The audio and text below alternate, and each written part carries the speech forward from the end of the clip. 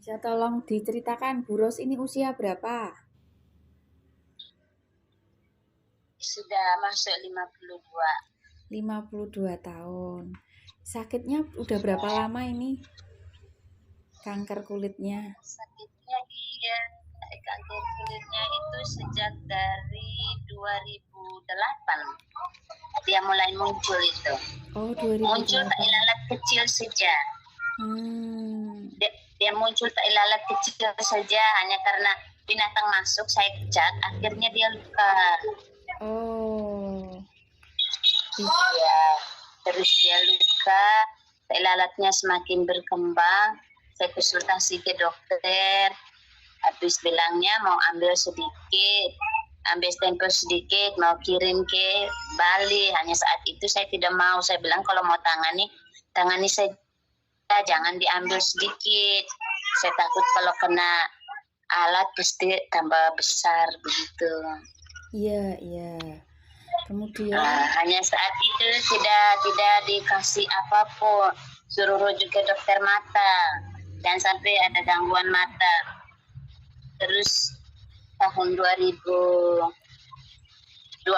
itu saya ke dokter mata, ternyata tidak juga. Mata normal, hanya dikasih obat tetes mata kalau sewaktu-waktu dia gatal dan merah, katanya seperti itu. ya merah.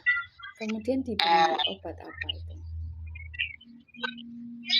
Ini waktu itu saya hanya pakai air berkat saja. Ya. Ada mama tua satu bilang ada kayu yang masih mentah, kalau dibakar dapat cairannya yang busa-busa itu dioles, katanya begitu, nanti hilang. Memang sewaktu saya di Kupang sering saya buat pakai air berkat, sering minta jama dari kafir. Memang dia sudah mengecil sekali, hanya ilalatnya saja, tidak ada bengkak atau luka apapun. Hanya waktu sampai di ND sini tahun pertama belum. Tahun 2016 dia masih kecil. Tahun 2017 dia mulai benjol kayak biji jagung lagi. Saya ke Kupang lagi waktu itu.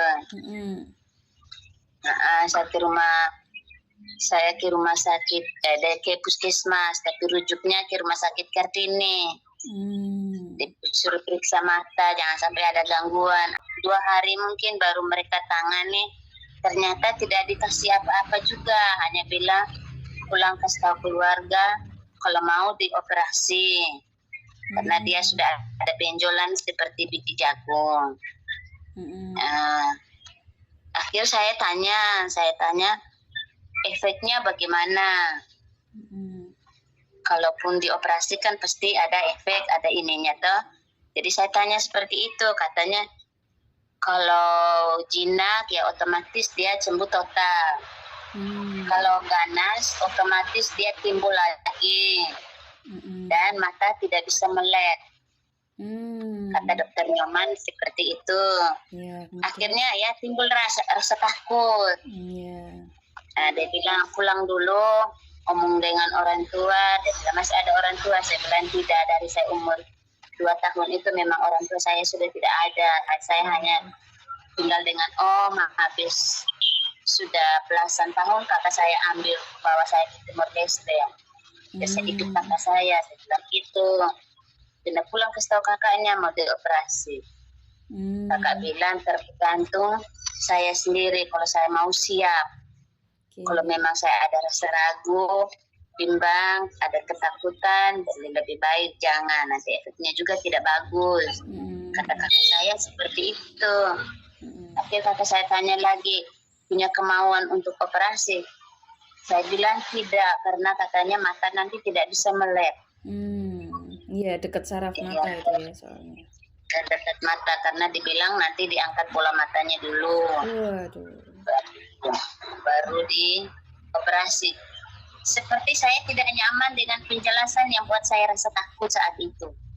Jadi saya pilih biar sudah Tuhan sudah kasih ke saya, biar saja saya terima. Dan saya tidak mau operasi saat itu. Nah, memang saya benar-benar tidak mau operasi, dan faktor kedua saya tidak mau membebankan kakak saya. Gitu, apalagi Ya sekarang dia sudah pensiun. Anak kakak ipar nanti tanggal 1 Januari sudah pensiun juga. Iya. Kan kesian. Kemudian setelah minum kekai berapa lama, sehari berapa saset, yang dirasakan apa? Kekai Ya, diminum setelah minum berapa kekai, berapa saset kekai, yang dirasakan apa? setelah saya minum 3 hari itu gatalnya yang sangat berlebihan. Oh. Sampai saya ambil alkohol, saya tendes-tendes. Saya datang lagi di ibu sini. Ibu bilang itu reaksinya. Iya, detoxnya. Saya dikasih turun, saya bilang jangan. Kakak saya bilang bulan awal minum saja dulu. Dua-dua dulu. Nanti lihat perkembangannya. Iya. Jadi mulai 1 minggu lebih dia mulai cairannya sudah mulai berkurang, gatalnya juga sudah mulai bisa teratasi, kadang-kadang gatal. Hanya yang merah-merah ini sudah tidak ada. Dia sudah muncul kembali tai lalatnya. Terus dengan ini apa lagi ya? Hanya kalau pagi-pagi belum dioles minyak, dia seperti rasanya retak dalamnya. Jadi kalau saya cuci habis muka, saya selalu oles minyak. Wah, itu minyak tawon itu. Oh iya, kulit wajahnya lebih bagus ya ini ya? Iya, terima kasih. Hanya ini pipi lebih turun.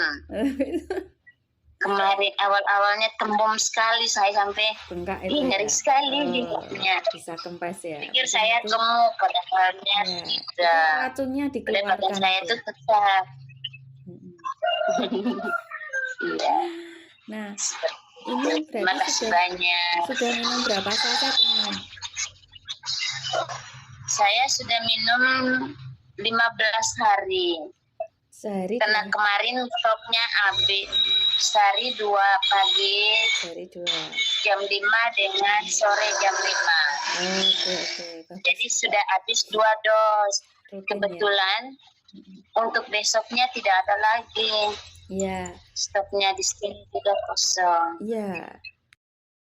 Yang penting lanjut dulu sampai ada perubahan. Kalau dokter bilang turun, baru turun. Tidak boleh kasih turun dosis sendiri.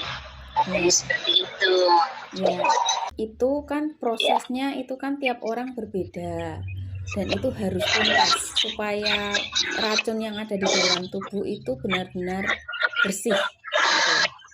Ini karena kekai ini kan kandungannya Hyoscine, itu dia bisa menangkal radikal bebas. Jadi racun-racun tubuh itu dikeluarkan. Dan itu harus tuntas, sebenarnya harus rutin. Nah, setelah rutin tinggal bisa cek ke dokter, atau kalau sudah dirasa sudah hasilnya bagus, itu tinggal dosisnya dikurangi. Perlu tetap jaga pola makan, pola pikir, pola hidup, istilahnya tetap gembira, sukacita. Makannya dikurangi gorengan, jangan makan yang berlemak-lemak, banyakin buah. Kan buah bagus antioksidannya. Kemudian ada pola hidup teratur, istilahnya makan seperti kemarin kan minum kekainya jam 5 pagi, 5 sore, itu teratur, makannya juga teratur. Itu akan membantu proses penyembuhannya. Nah, nanti bisa di-sharingkan ke orang, ke teman. Jadi kalau ada teman entah di Bali, entah di ND, di Ruteng, di Kupang, itu bisa sharing. Nanti tinggal cerita ke Bu Monica. Bu Monica, ini ada teman saya yang saya ceritain, saya mengalami pemulihan kesembuhan dari produk kekai ini. Nah, tolong dibantu jelaskan, nanti saya bisa bantu. Gitu.